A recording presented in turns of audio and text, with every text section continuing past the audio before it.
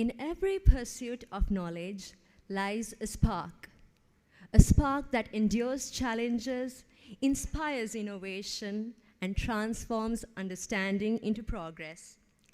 Distinguished chief guests, respected scholars, esteemed members of the University of Colombo, and dear participants, a very warm welcome to this gathering of minds at the Annual Research Symposium 2025 of the University of Colombo.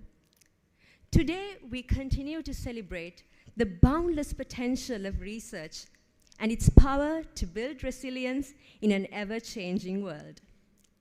Guided by the theme, Research for Resilience, Advancing Knowledge in a Changing World, this symposium stands as a testament to our collective commitment to inquiry, innovation, and impact. May this session open new pathways of thought and collaboration as we strive together to advance knowledge for a better society. Ladies and gentlemen, dance as a profound and expressive art form embodies spiritual elegance, symbolic imagery, and an uplifting energy that inspires the human spirit. In this noble tradition, Nataraja signifies the cosmic rhythm that elevates the audiences through the pursuit of knowledge, and Saraswati symbolizes wisdom, learning, and intelligence. In line with these timeless values, a ceremonial dance performance has been prepared by the students of Sri Pali Campus, University of Colombo, at the Annual Research Symposium 2025. This performance is intended to honor the divine connection between knowledge and artistic expression, symbolically marking the beginning of the symposium and reinforcing the cultural and academic spirit of this distinguished event. Performers of the Sri Pali Campus, the stage is all yours.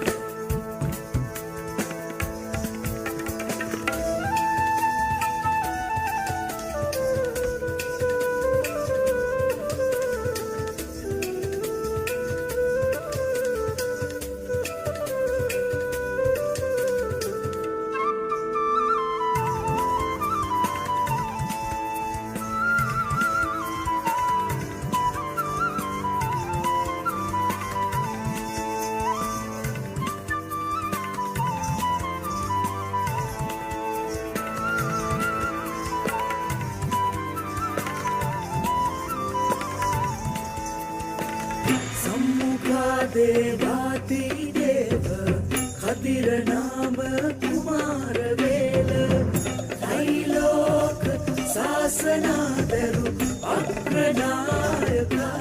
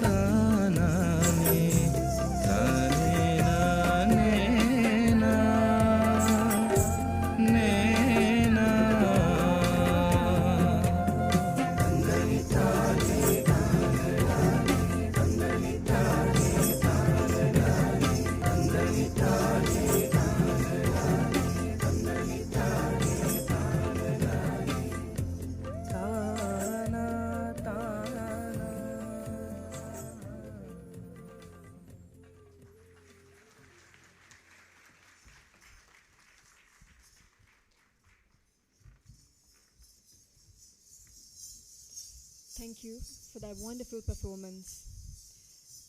Ladies and gentlemen, we are honored to have with us today a world-renowned scientist and an academic leader, Professor M. Iqbal Chowdhury, joined as the chief guest of the Annual Research Symposium 2025 of the University of Colombo. To introduce the chief guest, we have with us Dr. Kavisha Vijayasinghe, who is a young affiliate of the World Academy of Science, a dedicated researcher with expertise in biochemistry and virology. She is also a recipient of several international and local research grants and has contributed significantly for the advancing of scientific research through innovative studies. As a young academic, her work exemplifies her dedication to scholarship and commitment to address global health challenges through innovative scientific studies. Now, may I kindly invite Dr. Kavisha Vijayasinghe to do the honors and formally introduce the chief guest of the Annual Research Symposium 2025 of the University of Colombo.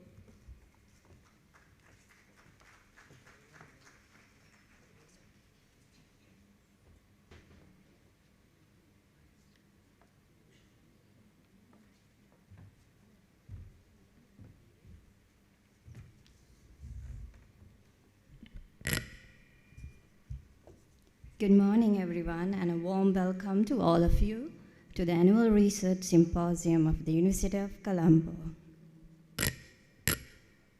It is both a great honor and a pleasure to introduce to you our chief guest,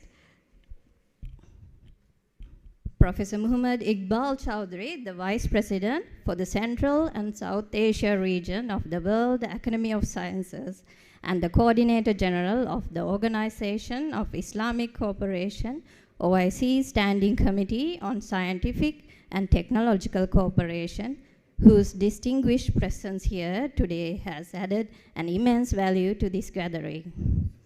Our chief guest, Professor Muhammad Iqbal Chowdhury, is an eminent scientist, globally recognized for his outstanding contributions to bioorganic and natural product chemistry, science diplomacy, and capacity building in the developing world. He currently serves as the Vice President for the Central and South Asia region of the World Academy of Science and the Coordinator General of the OIC Standing Committee on Scientific and Technological Cooperation. He also holds the position of Distinguished National Professor and Honorary Advisor at the International Center for Chemical and Biological Sciences, comprising the HEJ Research Institute of Chemistry and the Dr. Panjwani Center for Molecular Medicine and Drug Research at the University of Karachi. He is also a WHO expert for the Traditional Medicine Research Priority Setting Exercise and holds visiting and adjunct professor positions in many reputable international research centers and universities.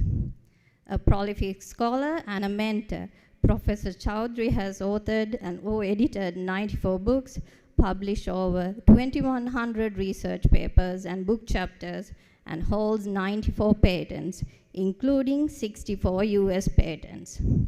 His work has attracted more than 49,000 citations and with a H index of 89, reflecting his global impact in drug discovery and natural products research.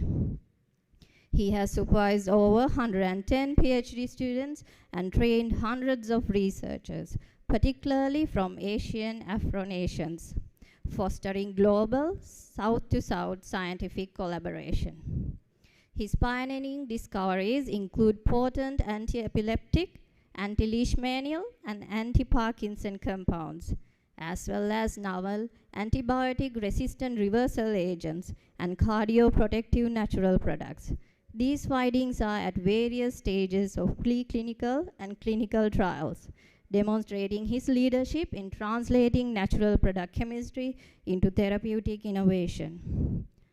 Professor Chowdhury's international honors are extensive, including winning the Mustafa Prize, often called the Nobel Prize of the Muslim world, in 2021, the third Sheikh Zayed International Award in 2024, the Friendship Award in 2022 by the President of China, the Eco Award in Education, and several other accolades from the President of Pakistan. He also serves as UNESCO Chair in Medicinal and Bioorganic Natural Product Chemistry and is the chair of the 2025 Mustafa Prize Scientific Group in Life and Medical Sciences. In recognition of his lifetime achievements, international institutions have named 2 research centers after him: the Iqbal Chowdhury Center for Natural Product Research in Nigeria and the academician Professor Iqbal Chowdhury Research Center at Hunan University of Medical Sciences in China. A fellow of several prestigious academies, including TWAS, the Islamic World Academy of Sciences, the Royal Society of Chemistry, the Pakistan Academy of Sciences, Professor Chowdhury stands as a powerful advocate for scientific excellence, innovation, and collaboration across the global South. We are incredibly fortunate to have him here today. I'm certain his words and wisdom will inspire us all, especially the young and aspiring scientists and academics here today who are facing challenges particularly common to the global South.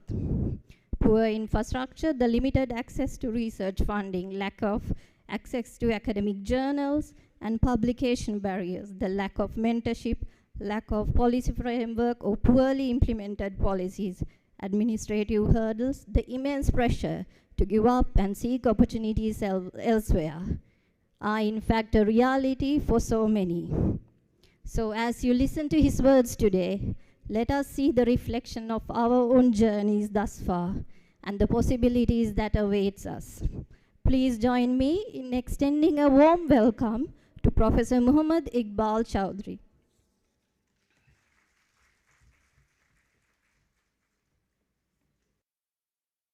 Bismillahirrahmanirrahim, Honorable Vice Chancellor, distinguished faculty members, respected scholars, researchers, and young students. Good morning and Assalamu alaikum wa rahmatullahi wa barakatuh. It is indeed a great honor and a personal joy to be here today at the historic University of Colombo, a renowned institution that stands as a symbol of academic excellence and intellectual vitality in South Asia. I am deeply grateful to the Honorable Vice Chancellor and the organizing committee for inviting me to inaugurate this annual Research Symposium 2025. I'm also thankful to you for the warmth, hospitality to many participants who are coming from home and abroad. This reflects the gracious spirit of Sri Lanka and its people. Your country is my second home and have visited your country multiple times. It is pity that I was not able to attend this event, but hopefully I'll be meeting you soon. The theme of this symposium, Research for Resilience, Advancing Knowledge in a Changing World, resonate profoundly with the challenges and aspiration of our time. This is also the key theme which the World Academy of Sciences is trying to address. We live in an age of profound transformation and climate instability, pandemics, resource depletion, digital disruption, and social polarization. These factors are reshaping the world, unfortunately, not for good. Amid these uncertainties, the only lasting foundation of resilience is knowledge. The knowledge that empowers societies to adopt, innovate, and thrive. And I wish to repeat the quote of Nelson Mandela, who says, education and knowledge is the most important weapons which we can use to change the world. Resilience is not born of chance.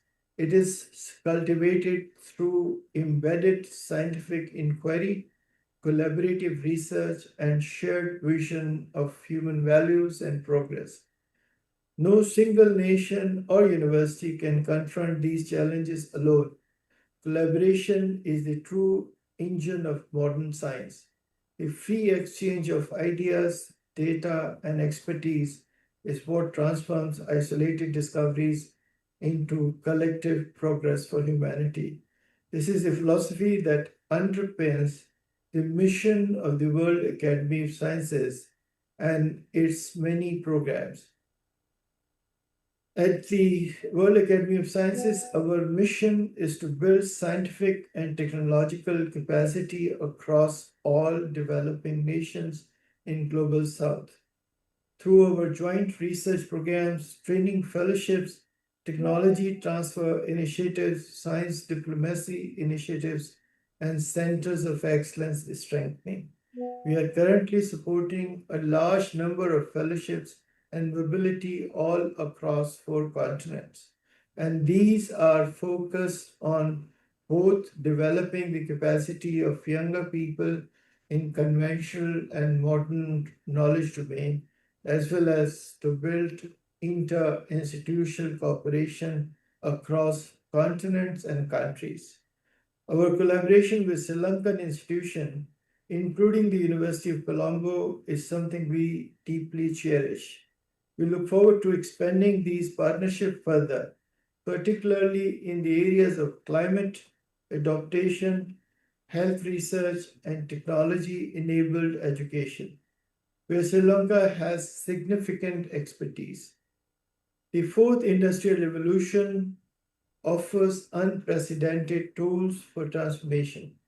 Artificial intelligence, biotechnology, nanosciences, and clean energy technologies hold the power to solve problems once thought unsurmountable. Yet, technology without ethics, values, and human purpose can never build resilience. We must ensure that innovation serves humanity, that it reduces inequality, restore the environment, and uplift those left behind. Human dignity is at the center of all development.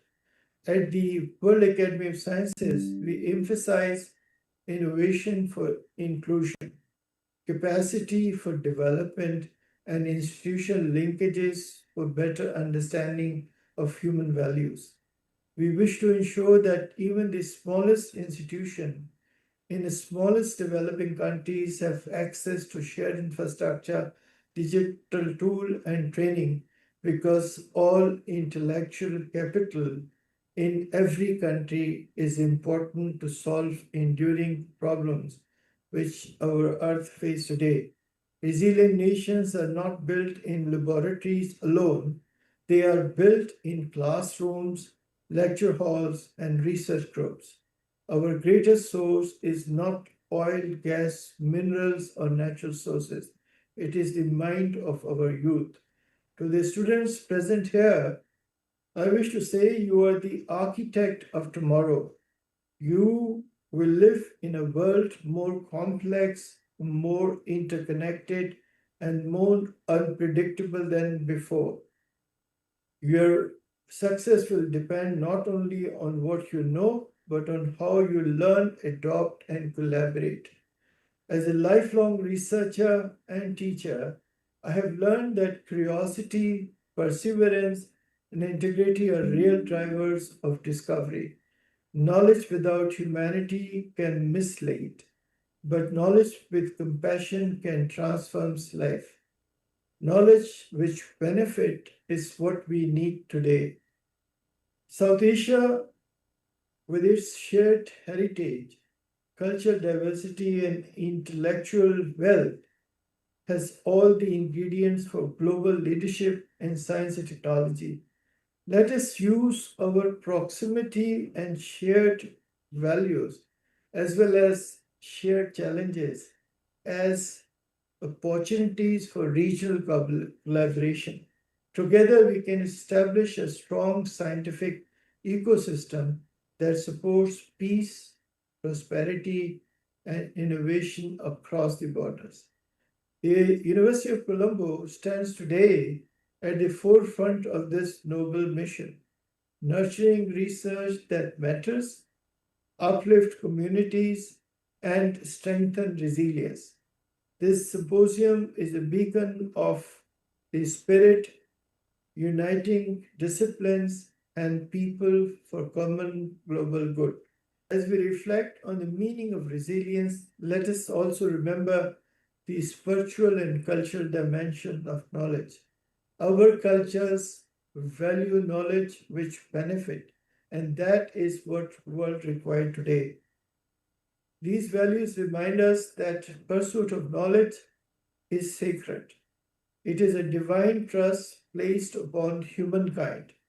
Every experiment, every paper, every act of teaching contributes to this blessed journey of understanding creation and serving humanity. As I conclude, allow me to express my heartfelt admiration to the University of Colombo for your commitment to excellence and for the hospitality extended to all the participants. I am inspired by the vibrancy of the intellectual capital and the vigor of students and the dedication of the scholars in your beautiful country. May this symposium ignite new ideas, strengthen regional partnership, and contribute to the global mission, knowledge for resilience and sustainability. I thank you all for your presence here. May God bless you always, and may this symposium become a foundation of greater collaboration among the people with a noble mission and shared vision. Thank you very much.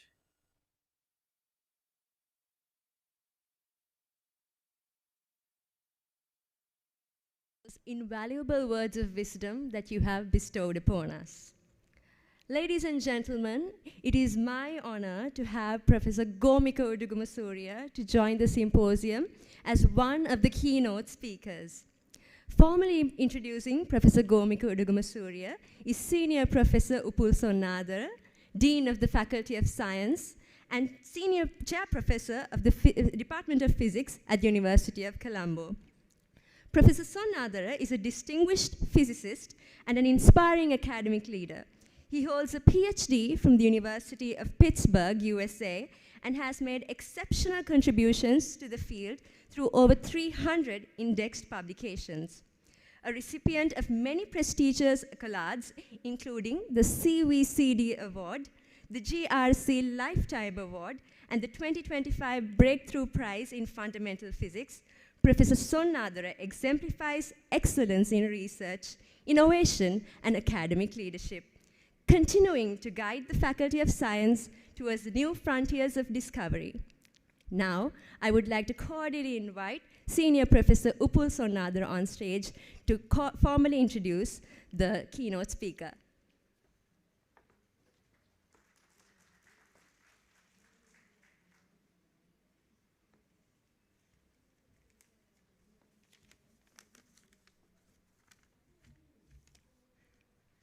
Good morning, everyone.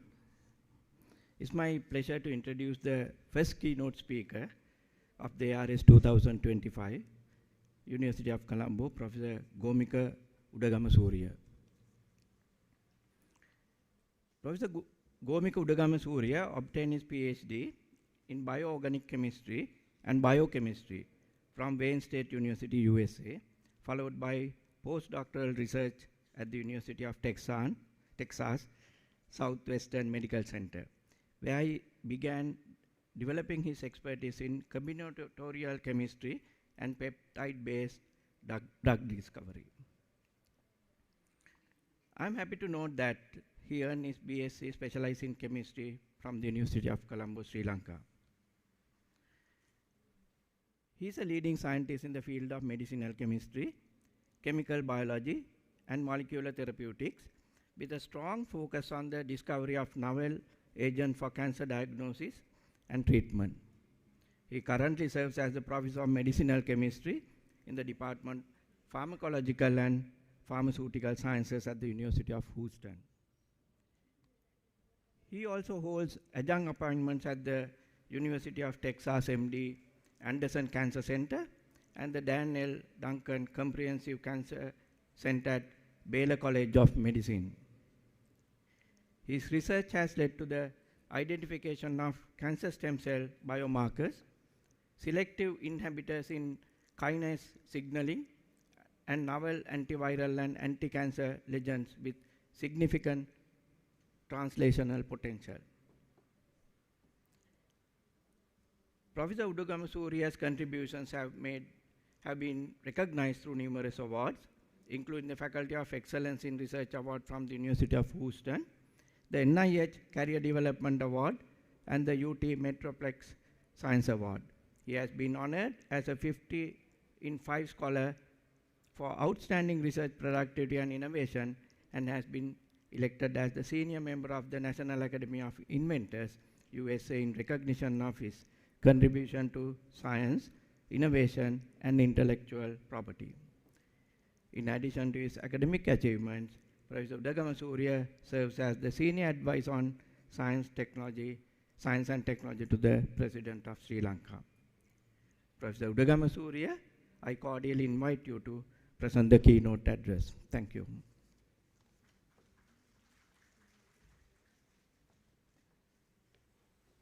Very good morning to you all. I hope you all can hear me.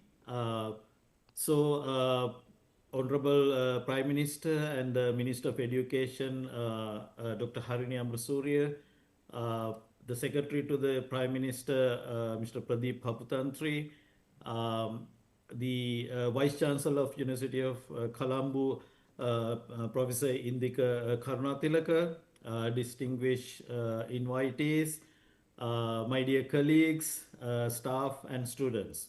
So I'm very, very happy to be here. Actually, here means like I'm right now in the other side of the world. The time here is past midnight, but I'm very happy to be deliver this talk live. And I want to discuss some of the topics that are actually focused on transforming Sri Lanka through research and development, especially how to harness the best out of the most creative human resource we have, which is actually the cream of that is gathered in this exact building right now. So how we can actually utilize that human resource for the development of Sri Lanka. So, um, I first of all I want to say that I'm very proud alumni of University of Colombo. So, congratulations to the organizing committee. This symposium is organized under the name of title of the Research for Resilience, Advancing Knowledge in the Changing World. As I mentioned, I'm going to talk about research and development, R&D, and how it can be utilized to develop Sri Lanka. Research everybody understands, but when it combined with and development, research and development, it's a far beyond concept than just research. So we, as researchers, we all have ideas and we define them, we test them, we get the data and we discuss that, but we shouldn't stop there. We really need to brand it and fund it in a higher level and take it to the market in the commercialization. So this whole process is called the research and development. Now, how we can do that to develop a country. So, as we all know, the research, most of the research originates from universities, and that research, that knowledge, need to be merged with the industry, and it need to be commercialized. So, the universities linking with industry is one of the major important thing for a development of a country. And who can do that? And one of the main partners who can do that is the government. So it's the government's job to actually bring these different stakeholders together and nourish the R&D ecosystem. So in this current government, that is what we are trying to do. The harness the R&D for the research and development to develop the country. So in that, I thought about talk about the how human resource can be utilized. Of course, human resource drive the national R&D. We need to invest in education, training skilled professionals, and creating an environment that fosters innovation and talent. So developing this well-educated and skilled workforce, we can get the technological advancements, increase the global competitiveness, and ensure the R&D efforts align with the economic objectives.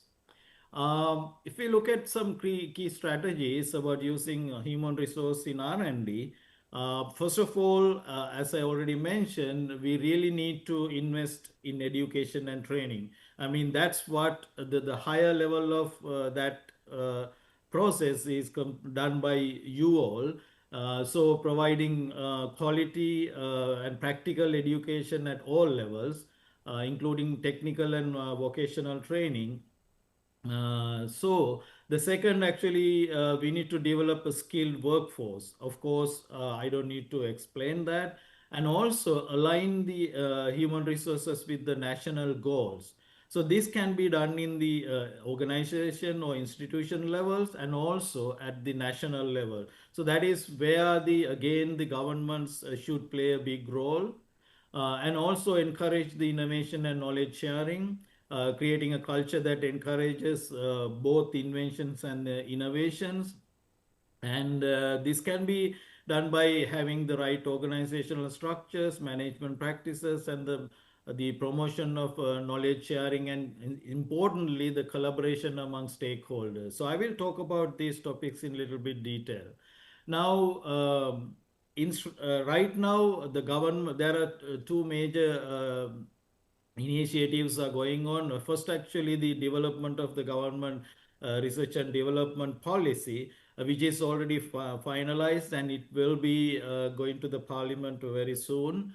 And in the meantime, we also have a very specific initiative to do the exact thing that I mentioned, which is to rapidly commercialize this nearly completed research and development.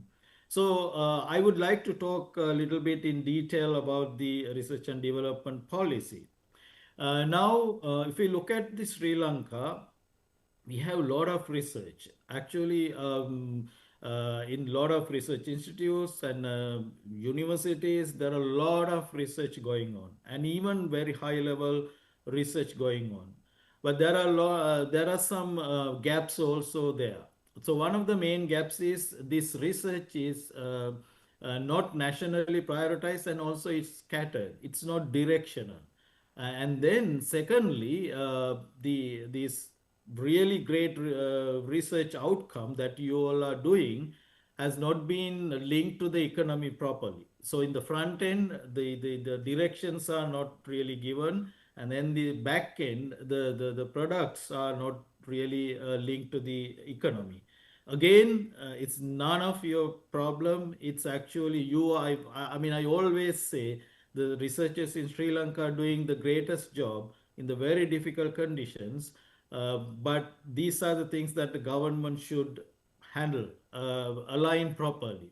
And also, the other big problem we have is the amount we are putting for the from the GDP. So in this graph, the green bars are showing the developed countries. The pink ones are actually the countries that are closer to Sri Lankan economy. Where are we? And we cannot show that, and so we have to put an arrow to show how much we put. It's very, very small, 0.12% of the GDP. So these need to be improved. So when we develop this policy, we actually try to identify what are the major gaps. So when we look at that, so we actually identified 10 major gaps. So the first one is lack of vision, national leadership, governance, and the sound institutional framework for run the R&D ecosystem. The second, lack of prioritization of research areas align with the national needs and the development goals. So this is why I said this scattered. Thirdly, there's inadequate financing of overall R&D. And the fourth, lack of proper systems to facilitate, monitor, and evaluate post-award R&D activities, which is very important.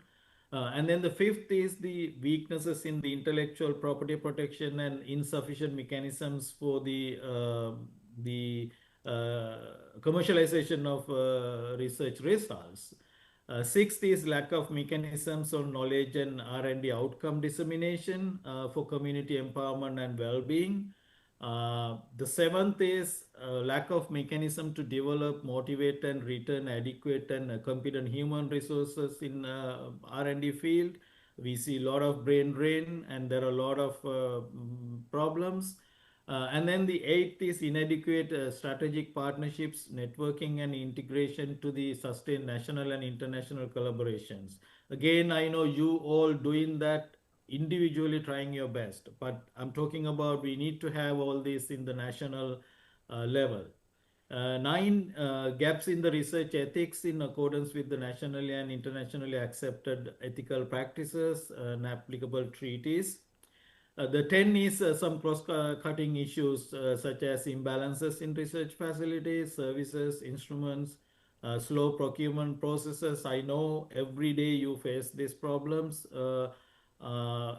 getting the equipments and the reagents, and also unavailability of research literature. So all these are kind of the gaps we identified, and so we are trying to find solutions. So in the vision of our policy is to be a thriving nation driven by invention and innovation based research and development. So the mission is to foster a vibrant and R&D ecosystem to achieve three things: the economic prosperity, social well-being, and environmental sustainability. We have developed about six principles. The first is the fostering equity, and I don't need to explain everything. Second is the effective governance. Again, proper management, centralized management need to happen, like happening in developed countries. Third, ensuring the accountability and transparency. Again, a very important two topics: the accountability and also the transparency. The fourth is the accepting diversity and inclusiveness. Again, very important. There should be an equitable access without any discrimination. The fifth is encouraging collaborations and knowledge sharing. You know, R&D is always about collaborations, not I or me. It should be we. So the collaborations and knowledge sharing is very important. And then finally, the focusing on economic, societal, and environmental impact. It should again, the research should have an impact at the end on the economic, societal, and also environmental protections as well. So if we, I mean, then we actually thought about having about 8 thematic areas. First, actually, the food area: agriculture, plantation, fisheries, livestock, food security area, and then the education and also the health, and then the technology area: IT, AI, energy, engineering, communication, all of those. And then we have Sri Lanka is one of the countries that has enormous natural resources and all in the environmental sciences. And then we are very weak on some of these high sensitive research areas like national security, economy, geopolitics, and public and foreign affairs, all these. And then R&D is not only for science subjects. We need to have arts and humanities, social sciences, history, heritage. All of these have a huge impact if we develop the R&D, apply R&D in proper way. And also we have a category called other to if any subject that is not covered here. And then if we look at the different stakeholders in this entire R&D ecosystem, we have the government, private sector, general public, international partners. But one of the biggest weaknesses in Sri Lanka is interconnection between these different stakeholders.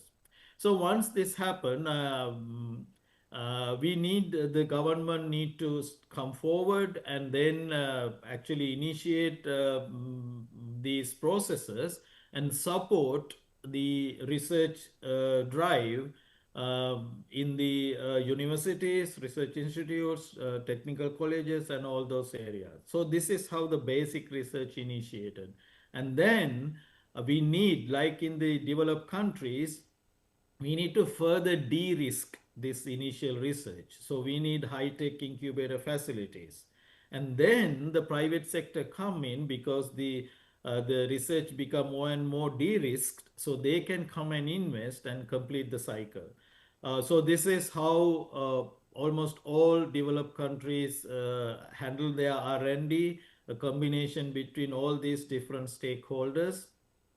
So this is again the same thing, the flow chart. We should have the national investments, go to the R&D and finding new developments. And then this IP, intellectual property, is another very important area that we have a lot of improvements needed in Sri Lanka. and then the final product and the commercialization. So as I mentioned, the government has a lot of things to do at the beginning, and then the private sector can take it forward when it comes to the latter part of the process. So, if you look at the funders and resources, the government is there, the private sector, and then the international partners. And then, as I mentioned, we have a huge natural resources, and also the one of the main areas I'm focusing today, creative human resource of Sri Lanka. So if you look at this, I would like to elaborate a little bit of about the government role that we are planning to do here.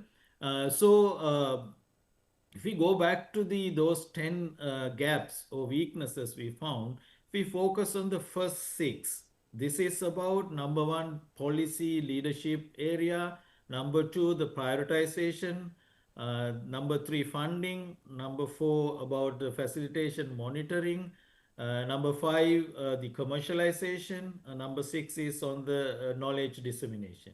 If we take this all together, what we thought was this is kind of the core area of this handling this R&D ecosystem.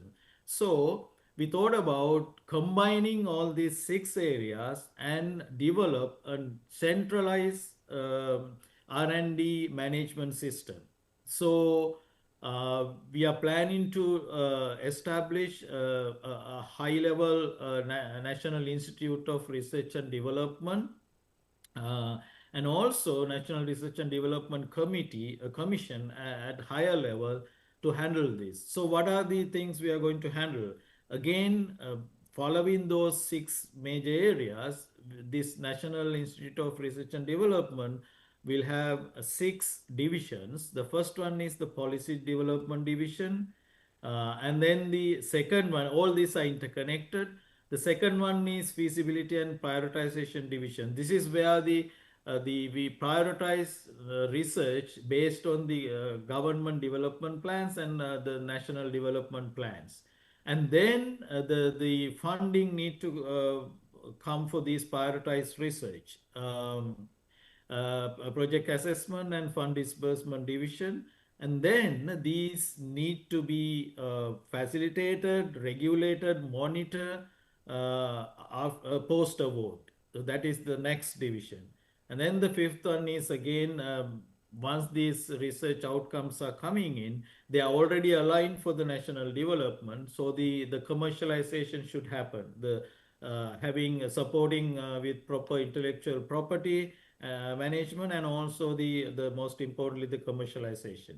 And then we shouldn't stop there, and we need to disseminate this knowledge to the entire country to benefit these research findings. And then we need to go back, and every year we need to go this cycle. By the 5 level, we are achieving the economic impact, and then the last level, we are achieving the social impact. So if we look at this, looks like centralized higher level control of everything. It's not. So we have a mechanism. We need that higher level management, but we really need to reach the ground level. So to do that, we actually propose to have research management divisions. So the idea is these research management divisions interact with various ministries, universities, institutes, research institutes, and even up to the ground level. So that's where the information flow goes from back and forth, and then run the R&D system. So if we look in the top level, we have policy and regulation with the centralized administration, and then these R&D research management divisions bridge the ground level to the upper management, and then this the actual research will be performed same as you are doing throughout your careers at the universities, research institutes, and various other places, both government and private sector. But it need to be put it into this well arranged framework, so then you all know how it functions. So we have developed again 10 specific objectives. based on those 10 areas we found. For the lack of vision, leadership, governance area, we actually proposed the centralized institutes. And then for the research alignment, prioritization, we already developed models for these, and we already had an ad hoc committee under the President's Secretariat, and we developed uh, research prioritizations for research institutes in the 15 ministries, and then those will be come to the university level through the funding mechanisms. And then we need to fund more.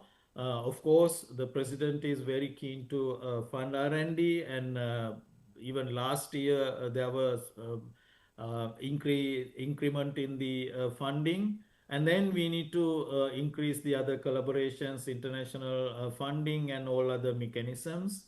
And then we need to develop effective R&D monitoring and evaluation mechanisms to post-award facilitation. And then, of course, we really need to support the intellectual property protection, because we are in a global village. So we really need to protect the IP and also help the transition of this initial R&D into the commercialization. Uh, and then lack of mechanism or knowledge dissemination. Again, we need to develop how this R&D and that knowledge is being disseminated, proper mechanisms to reach this knowledge to the entire country. And also, very importantly, in the human resource area, we really need to start from the student-centered R&D experiences, and then develop it into the upper levels, and also stop the brain drain, and also encourage, and we have initiated another mega project, how to bring back our human resource that has been leaked out to the world. So and then for the collaborations, there should be very well oiled mechanisms between everything, inter individuals, inter institutes, inter universities, and then the between countries as well. So there are a lot of emphasis is also on here. And then we need to actually practice proper the research ethics guidelines, internationally accepted guidelines. We need to establish those as well. And then finally, these are the ground level problems you all face day to day with these procurement delays, and we need to develop proper legal and regulatory framework, ensuring this smooth implementation of R&D policy framework, and also enhance this operational efficiency, enabling translation of policy goals into tangible results. So finally, from this whole effort, we are trying to achieve economic prosperity, societal well-being, and then the environmental sustainability. So I talk about the policy, and in the last few minutes, I will talk about the special emphasis that we pay on rapidly bring this R&D research developments into the commercialization. So that's where we, in the Presidential Secretariat, we initiated this National Initiative for R&D Commercialization Unit. Actually, the President has allocated 1 billion rupees for this. So the idea here is there are a lot of research that has been near completed. So the idea here is to provide gap filling funding and then bring them to the goal post. Um, so in this unit, there are three things are happening. If you have near completed research, we provide the gap filling funding for the commercialization. For the completed research, we are trying to match investors, and also if some situations we have both, but there are so many other problems, legal, environmental, or some things, we are trying to solve those as well. The whole idea is to bring this near completed or completed research into the commercialization. So there are very unbiased, transparent processes have been developed. Those were not there in Sri Lanka before. We called the applications from the public, and also we invited reviewers. I'm sure some of those reviewers may be sitting in the audience. We had like very good response. And then what this unit does is the interconnection. We have advertised in all three languages, and we develop a single entry unit in the website to submit applications. We have received actually up to 4 billion worth of applications. I'm not going to take all the time. And finally, I want to say that we have developed a very stringent, transparent, and unbiased review process with 5 steps. The first is the technical and scientific evaluation. Of course, we have to do that. And then the NIRDC administrative review, and then financial and economic feasibility evaluation, and then the final higher level committee. And then finally, these applications will be approved by the National Economic Committee or the Cabinet. So the first round applications have been almost completed, and the first round funding will be released soon. What this unit does is simply fill in the gaps.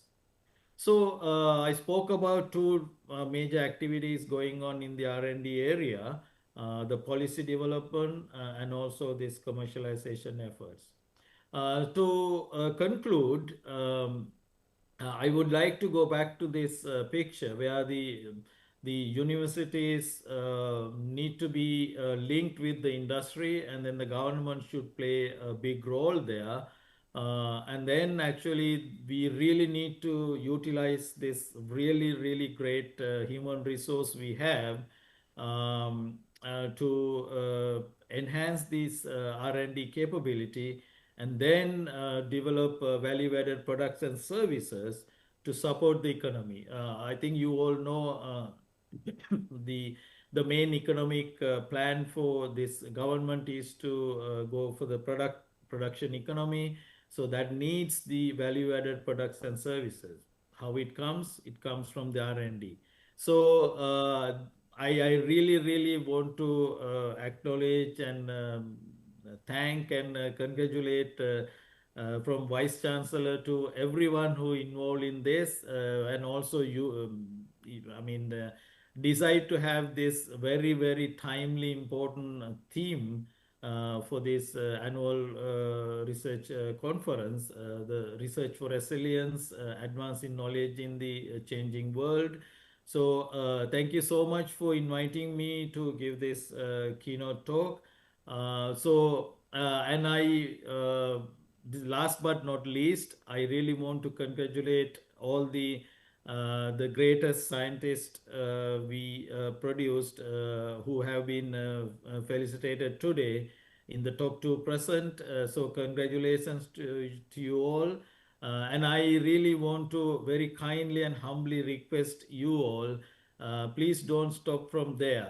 Please join with us, and we really need to commercialize and develop take the outcome for the national benefit. So please join hands with us, and let's make our country beautiful and also well developed. Thank you so much.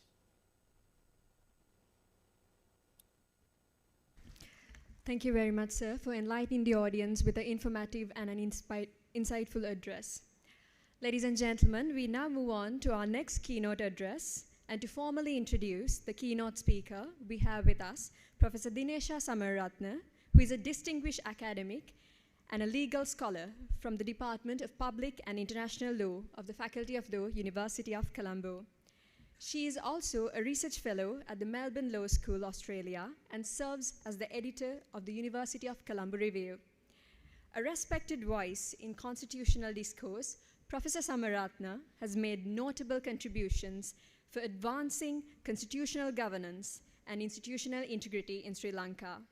And in recognition of her expertise, she was appointed as an independent expert to the Constitutional Council of Sri Lanka in 2023. May I now warmly invite Professor Dinesha Samaratne to present the formal introduction of the keynote speaker.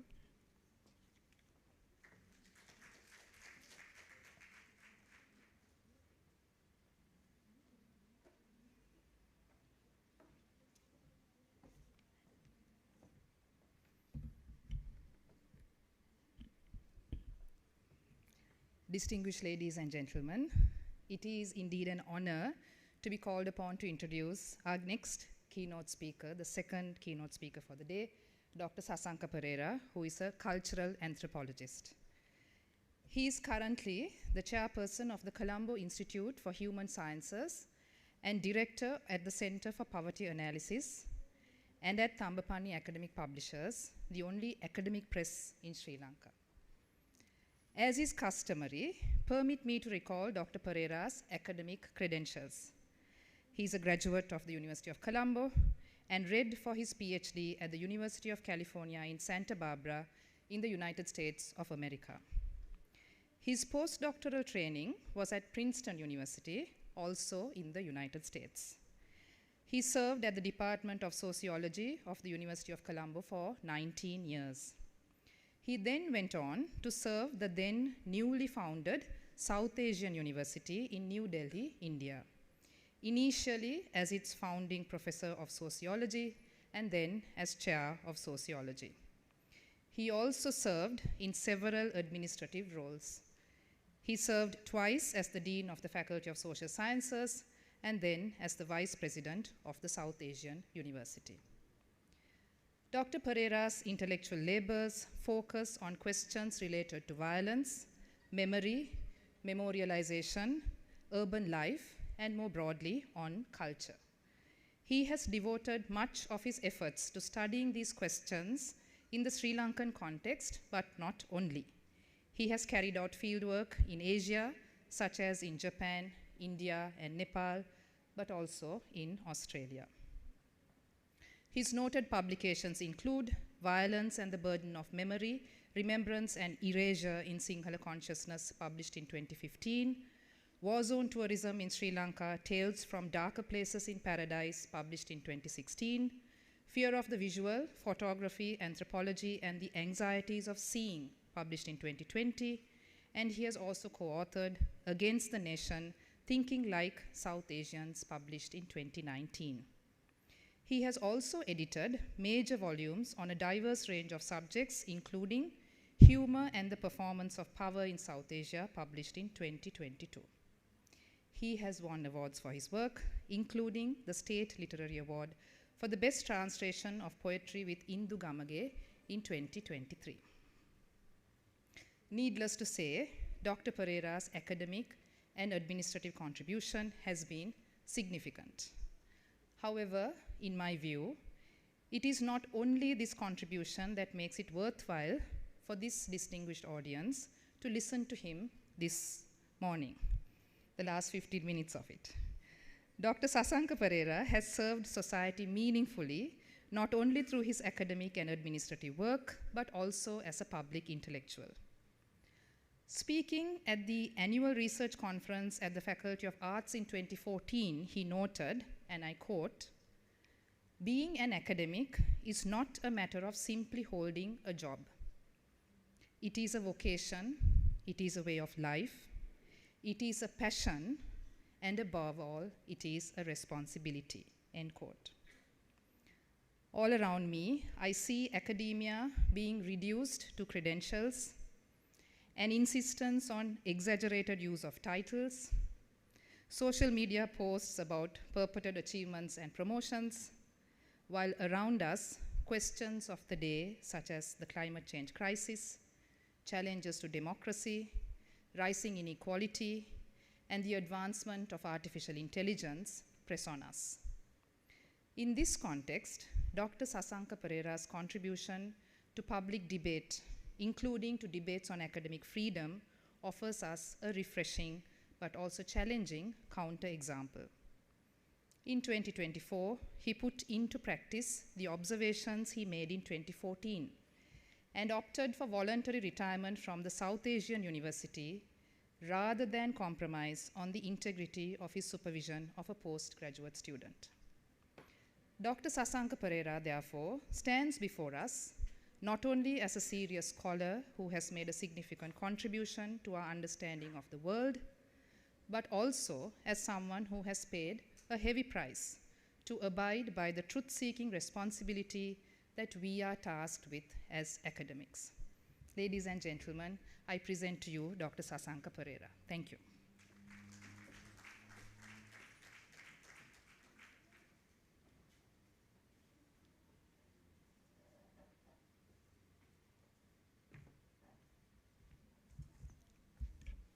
Good morning, friends and colleagues, and thank you, Dinesha, for that very kind introduction. Give me a second to get my papers out. I want to thank the organizers, many of whom I don't know, except Lakmal, for inviting me to speak today at this inaugural session of this research symposium. But as it is often the case in these kinds of occasions, I am thoroughly intrigued by the limitlessness of the theme, Research for Resilience, Advancing Knowledge in a Changing World. Of course, my take is going to be very different from the speakers who spoke before, as you would agree nevertheless. Anything under the sun is possible within this kind of theme. This kind of broad thematic orientation has now become the norm in our country and elsewhere too. Personally, however, I am convinced this kind of thematic broadness does not allow for the production of significant knowledge. I will leave it up to you, though, to find your way through this vastness and to make sense of it within your own disciplines, or preferably transgress pragmatically but creatively across disciplines. This is also something I think the Vice Chancellor referred to. I understand from Professors Lakmal Veeravarna and Dinesha Samararatna, I am here today because of my association with social sciences. However, I have never been a disciplined Puritan at any time in my career, and I have transgressed across broad disciplinary borders and specific subject domains in search of what interested me at specific times. This has taken me from sociology to history, philosophy and bodies of theory across disciplines, and at an earlier stage to genetics and neuroscience, and more recently to creative writing, including poetry and translation of literature.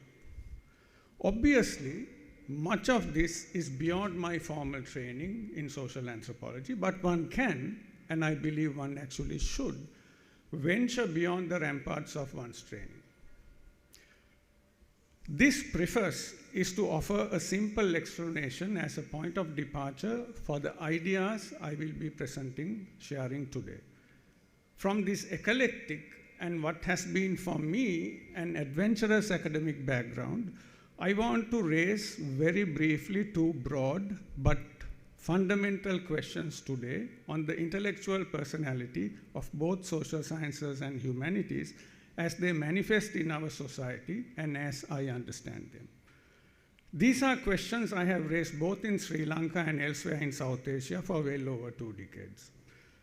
The first question, does the research we produce locally in these disciplines make an impact on the corresponding global or regional discourses? For example, does Sri Lankan sociology, political science, literature, cultural studies, and so on make a difference in the ways in which these disciplines work and think elsewhere in the world?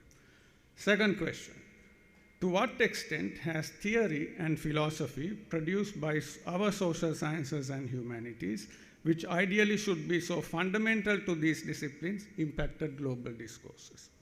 Again, to simplify, have Sri Lankan social sciences and humanities taken a lead at any time in the intellectual histories of the world in theorizing these disciplines more broadly, as have bodies of knowledge that range from Marxism to structuralism to post-structuralism, all of which emanated from the so-called West at different historical times, which we have embraced without much reflection. While the responses to these questions ought to be clear, I'm not going to answer these questions. Instead, I will place several related issues in context and let you think and make up your own minds, but hopefully founded on concrete basis as the social science tradition I come from insists. Now, I go back to question number 1. Does the research we produce locally make global or regional discursive impact? Until about the early to mid-1970s, at least where the University of Peradeniya-based social sciences were concerned, the work of scholars such as Ralph Pearis, Gananath Obesekara, Leslie Gunawardena, among a few others, did write for us as well as for the world. Their work had an impact on the ways in which historical sociology was to be conducted, how Theravada Buddhism might be studied as a distinct category through its practice rather than simply via precepts, and the ways in which ethnicity and similar ethnocultural markers could be seen or might be absent in ancient historical sources and in latter-day historiography, and how these would impact identity formations in the present. All this was local research produced by social science scholars working in our country at the time, and their work was read across the world in their own disciplines and beyond. More importantly, not only were they read, but they contributed to scholarly discourses beyond our shores. I specifically note these scholars because initially, my own familiarity with them, with much of their work at least, occurred at a time when I was based out of the country and was reading on issues of religion and the political construction of the past that were not necessarily linked to Sri Lanka per se. Now, fast forward this to the present. Does this happen now? Today, we certainly have many more scholars in these disciplines in universities, practitioners beyond universities, and almost limitless forums for publishing locally. Universities, faculties, and even departments run journals. But the question is, do we speak to the world convincingly through our research? Do we even speak sense to ourselves based on what we do? Why is it that we still often talk about the theoretical contributions of dead white men in these journals, and that too, centuries after their demise and when newer ideas have emerged and overtaken theirs in the most simplistic terms without reference to any new sources or ideas that might allow their thinking to be reinterpreted? I think this particular situation comes about as the result of 3 inherent problems. 1, the lapses in academic networks in which we have become a part. These networks decide where we present our ideas abroad and who we invite to our deliberations here. What if these networks are spurious and mediocre? How would these interactions impact knowledge production in our own country? 2, there is no intellectually serious encouragement from universities or other entities within the country to produce core research in social sciences and humanities. I'm only talking about these disciplines, not about medicine and all these kinds of things. The questionable and school-like award schemes adopted by many universities and conferences to offer recognition to so-called best papers will not pave the way for this. I have never got a best paper award, by the way. It is precisely this lack that led to the brain drain of the 1960s and 1970s, which significantly impacted social sciences and humanities, a situation from which we have not recovered yet. 3, this also results from the insular and often non-reflexive and non-critical writing appearing locally, at least in the Sinhala and the Tamil language, English languages that I can read. This is also directly linked to the space that becomes available to take our writing to the world outside. That is basically where and how we publish and how that knowledge circulates. Ask yourself if this kind of situation can allow us to be leaders in global knowledge production. Now I come to question number 2. To what extent has theory and philosophy produced by our social sciences and humanities impacted global discourses? I am personally not aware of such theoretical or philosophical contributions in recent times that have or could contribute to theory building, methodological fine-tuning, or conceptualization in these disciplines at the regional or global scale. But please feel free to correct me if I'm mistaken. The reason is that we have become mere followers and imitators of borrowed bodies of theory and other forms of abstract thinking, rather than being inventors of core bodies of knowledge ourselves, based on our histories, our experiences, our research, and our thinking. We continue to be blinded by the false colonial legacy of philosophy. It appears as a ready-made body of philosophical thought produced in the West, while the more theory-inclined among us simply pick the latest theory off the shelf and apply it to our context, notwithstanding its provincial European origin, for we believe that theory is by definition universal. End of quote. Though on a different intellectual trajectory, this is also what Deepesh Chakrabarty attempted to argue in his 2008 book, Provincializing Europe, Post-Colonial Thought and Historical Difference. He hoped to convince his readers of the limitations of Western social science in the task of explaining the historical experiences of political modernity in South Asia. But his attempt was not to reject Western thought completely. Instead, he wanted to renew Western and particularly European thought from and for the margins. It was a matter of bringing in diverse histories from marginalized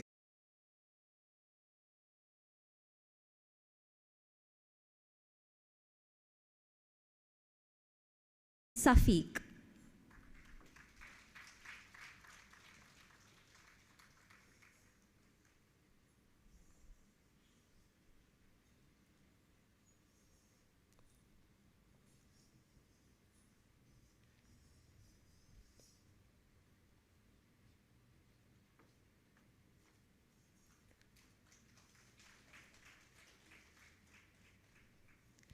Dr. L.N.P. Vedikandage.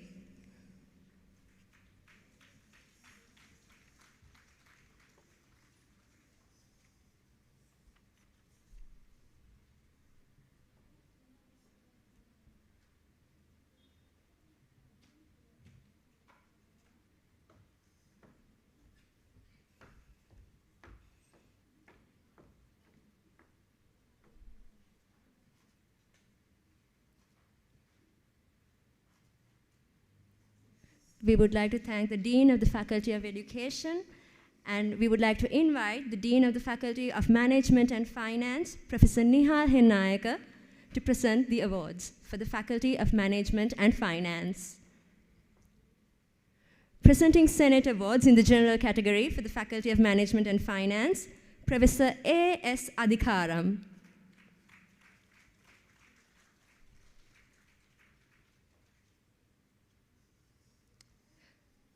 Professor A.A. Aziz.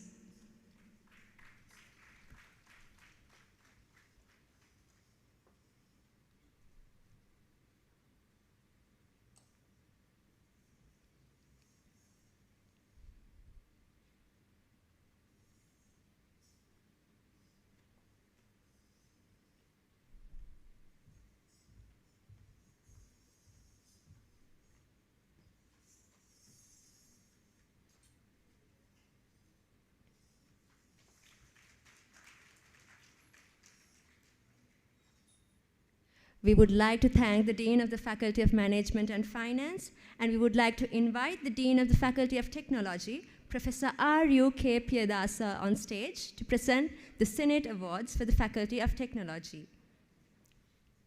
Presenting Senate Awards in the general category for the Faculty of Technology, Dr. Navod Niranjan Tilakaratna.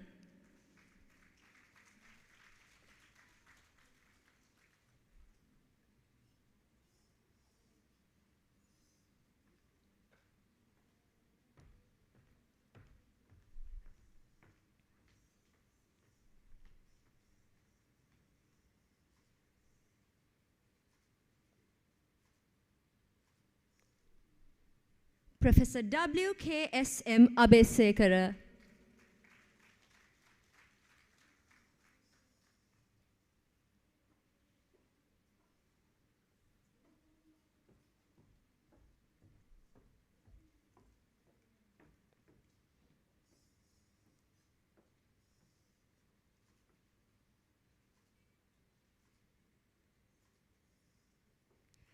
We would like to thank the Dean of the Faculty of Technology, and we would like to invite the Dean of the Faculty of Nursing, Professor S.S.P. Varnakulasuriya, on stage to present the awards for the Faculty of Nursing. Presenting Senate Awards in the general category for the Faculty of Nursing, Professor S.S.P. Varnakulasuriya.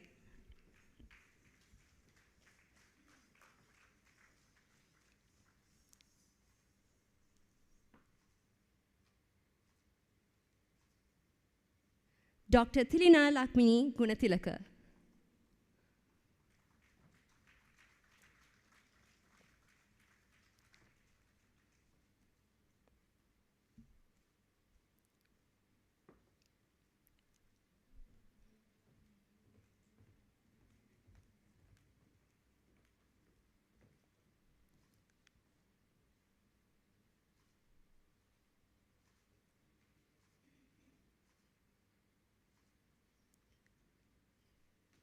We would like to thank the Dean of the Faculty of Nursing, and we would like to invite the Dean of the Faculty of Indigenous Medicine, Professor Patirage Kamal Pereira, on stage.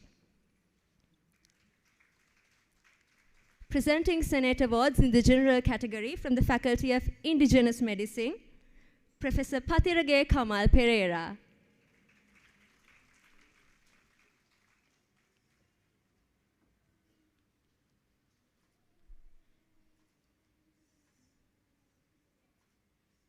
Dr. W.A.S.S. Veerakorn.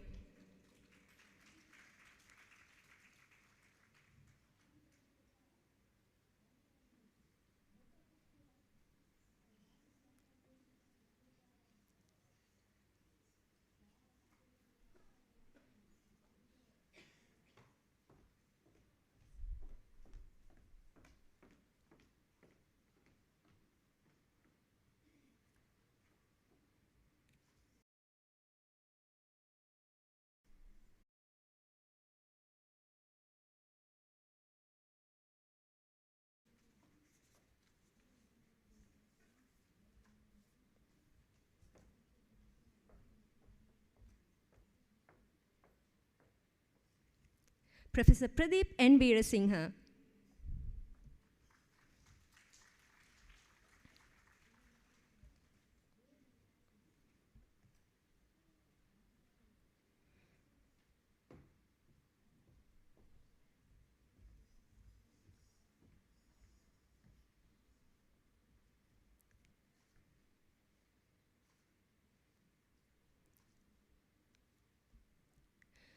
We would like to thank the rector of the Sri Pali campus, and we would like to invite the director of the Postgraduate Institute of Medicine, Professor Senaka Rajapaksha.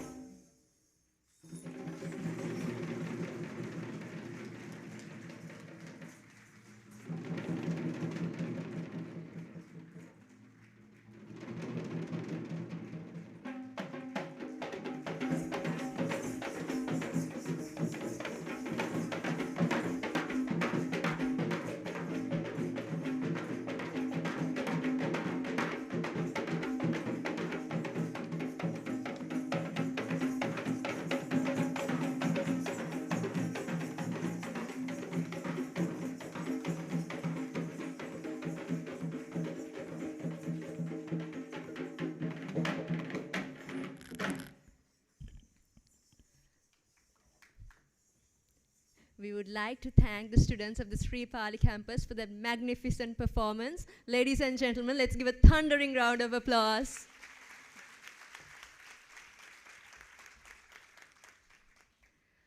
Collaboration and dedication are the cornerstones of every successful endeavor, and our annual research symposium is no exception. Today's event reflects the collective effort, commitment, and passion of our university community, celebrating the spirit of research and academic excellence. As we draw this session to a close, it is my privilege to invite Dr. Tanuja Suryagoda, co-chair of the Inauguration Committee, to deliver the vote of thanks.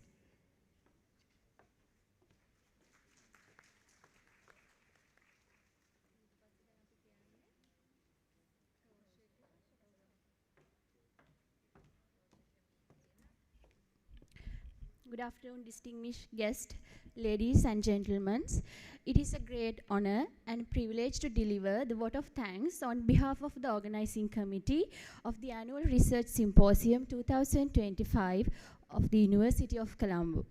So we are deeply honored by the presence of our chief guest, Honorable Dr. Harini Amarasuriya, the Prime Minister of the Democratic Socialist Republic of Sri Lanka.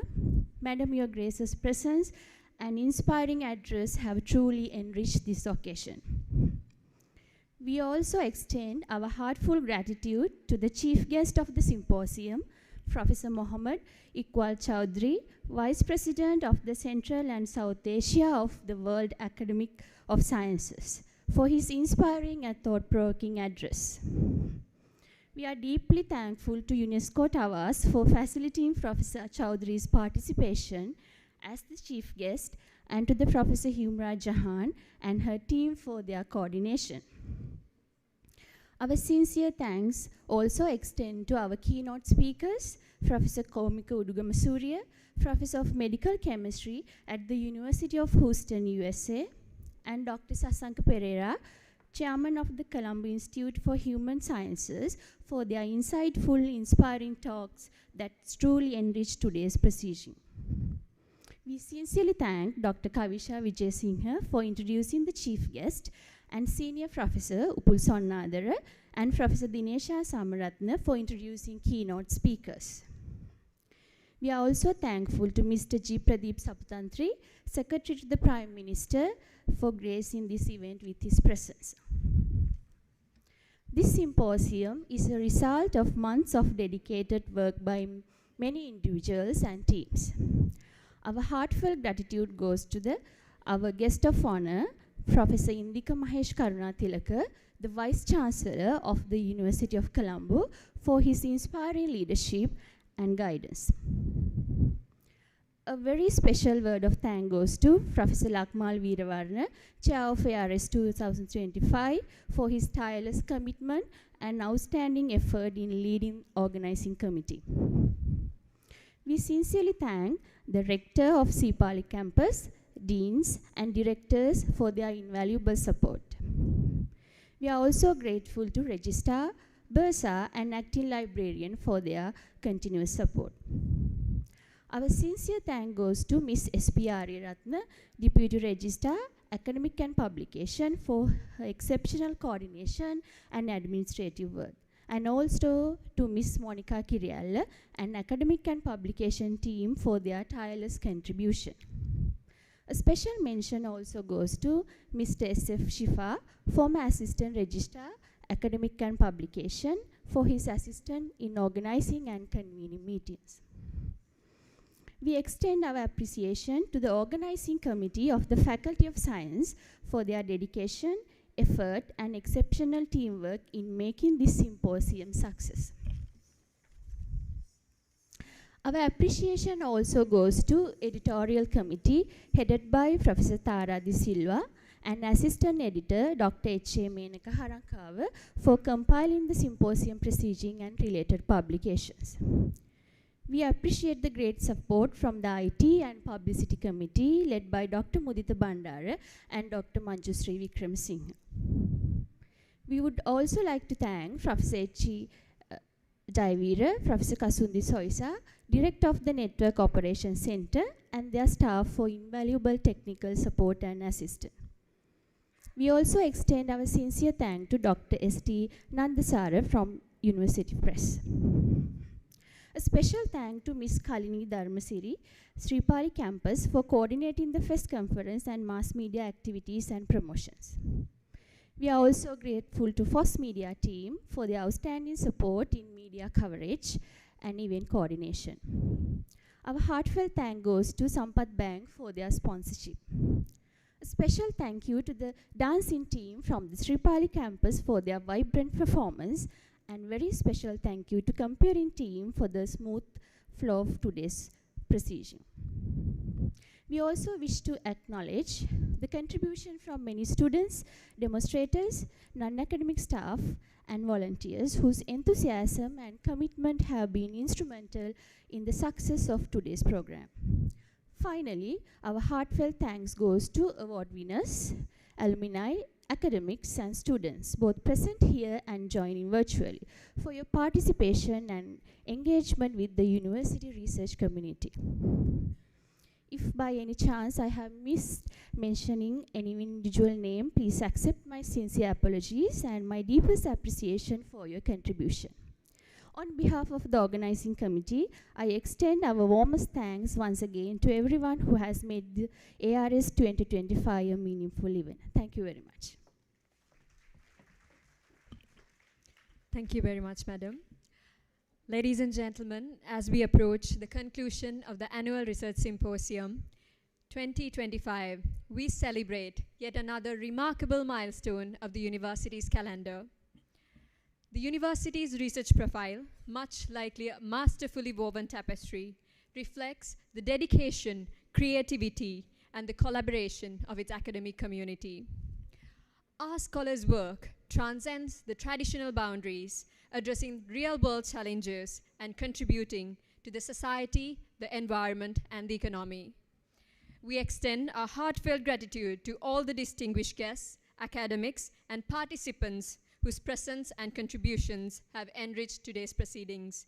Your dedication has laid the foundation to the knowledge and inspiration shared throughout this session. As we draw close the Annual Research Symposium 2025, let us carry forward the insights and inspiration from today, remembering that the pursuit of knowledge, discovery, and resilience is a journey that never ends.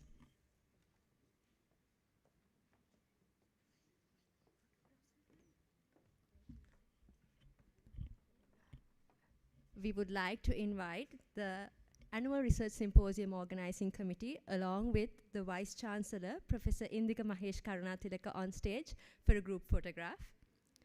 The invitees and the Senate awardees will be accompanied